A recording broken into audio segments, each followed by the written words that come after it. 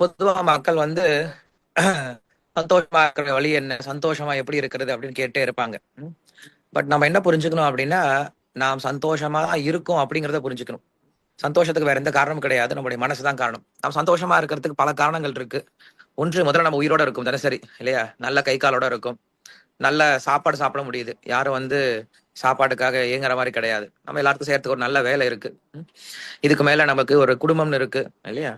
நல்ல கௌரவமான ஒரு அந்தஸ்துல இருந்துட்டு இருக்கோம் சமுதாயத்துல. சோ இதெல்லாம் இருக்கும்போது இதை நினைச்சு நம்ம சந்தோஷம் பண்ணுமே தவிர, இல்லாத நினைச்ச விஷயத்த பார்த்து நம்ம என்ன பண்ணிட்டு இருக்க கூடாது. என்னைக்குமே ஏங்கிட்டே இருக்கக்கூடாது. இப்ப மனுஷங்க பண்ணக்கூடிய பெரிய தப்பு இதுதான். அவங்க என்ன பண்றாங்க, இல்லாத விஷயம் இயக்கிட்டு இருக்காங்க. இது கிடைக்கலன்னு நினைச்சிட்டு புலம்பிட்டே இருப்பாங்க. பட் இருக்கிற விஷயத்த பார்த்து அவங்க சந்தோஷப்படுறது கிடையாது. இப்ப சாஸ்திரம் தான் சொல்லி கொடுக்குது. யார் ஒருத்தர் வந்து தனக்கிட்ட என்ன இருக்கோ அதை வச்சு சந்தோஷமா இருக்க முயற்சி பண்ணாங்கன்னா அவன் சந்தோஷமா இருப்பாங்க. அப்படி இல்லைன்னா அவங்க இன்னும் வேணும் இன்னும் எதிர்பார்த்தாங்கன்னா அவங்களுக்கு சந்தோஷமே கிடைக்காதுன்னு சொல்லி சொல்றாரு. இன்னொரு முக்கியமான விஷயம் சொல்றாங்க.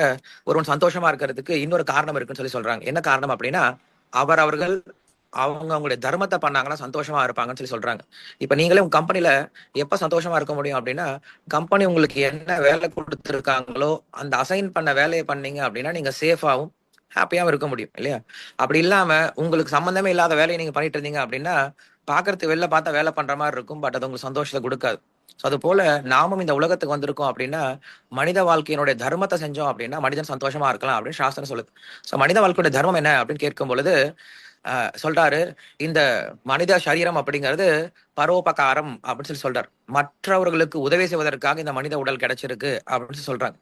ஒவ்வொரு உடலும் ஒவ்வொரு நிறைய விதமான உடல்கள் இருக்கு. நம்ம பாக்குறோம், சாஸ்திரம் சொல்லுது 84 லட்சம் வகையான உயிரினங்கள் இருக்கு இந்த உலகத்துல. சின்ன சின்ன புழு பூச்சில இருந்து ஆரம்பிச்சு பார்த்தோம் அப்படின்னா மனிதர்கள், தேவர்கள் அப்படின்ட்டு 84 லட்சம் வகையான உயிரினங்கள் இருக்கு. இந்த 84 லட்சம் வகையான உயிரினங்கள்ல மனித இனம் ரொம்ப ஸ்பெஷல்னு சொல்லி சொல்றாங்க. சோ இந்த மனித இனத்தினுடைய தர்மம் என்ன அப்படின்னு கேட்கும் பொழுது, இந்த மனித சரீரத்தினுடைய ஒரே ஒரு குறிக்கோள் என்ன அப்படின்னா, எப்ப பார்த்தாலும் நான் எப்படி சந்தோஷமா இருக்கிறது அப்படிங்கிற விஷயத்த ஆலோசனை பண்ணாம, நான் மற்றவங்களுக்கு எப்படி உதவி பண்ண முடியும், மற்றவங்க சந்தோஷமா இருக்கிறதுக்கு நான் என்ன காரியம் பண்ண முடியும் அப்படின்னு யோசிக்க ஆரம்பிச்சோம் அப்படின்னா, மனித வாழ்க்கை சந்தோஷமா இருக்கும்னு சொல்லி சொல்றாங்க. அதனால நாம் என்னைக்குமே நம்முடைய வாழ்க்கையை எப்படி முன்னேற்றுறது அப்படிங்கிறத பத்தி மட்டுமே ஆலோசனை பண்ணாம, மற்றவருடைய வாழ்க்கையை நம்ம எப்படி முன்னேற்றலாம், மற்றவர்களுக்கு நம்ம என்ன உதவி பண்ணலாம் அப்படிங்கிற விஷயத்த நினைச்சு ஆலோசனை பண்ணலாம். சோ நாம கஷ்டப்படுறதுக்கு வேற எந்த காரணமும் கிடையாது நம்ம வாழ்க்கையில. எல்லாமே நம்ம கிட்ட இருக்கு.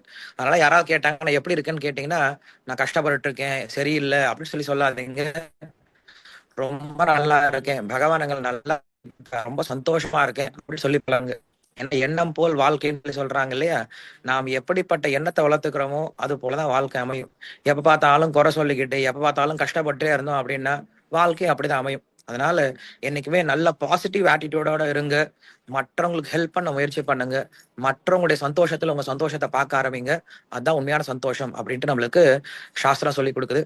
சோ இதை நம்ம பார்க்க முடியும் நம்முடைய மேனேஜ்மெண்ட்ல எப்படி அவங்க சின்சியரா வந்து மற்றவங்களுக்காக உழைச்சிக்கிட்டே இருக்காங்க அப்படின்னு சொல்லிட்டு அயராது உழைச்சிட்டு இருக்காங்க. ரொம்ப கஷ்டப்படுறாங்க. எதுக்காக? அவங்க சந்தோஷத்துக்காக கிடையாது. நாம எல்லாரும் சந்தோஷமா இருக்கணும் அப்படிங்கிறதுக்கு. சோ நம்ம மேனேஜ்மெண்ட்டுக்கு என்னைக்கும் தேங்க்ஃபுல்லா இருக்கணும்.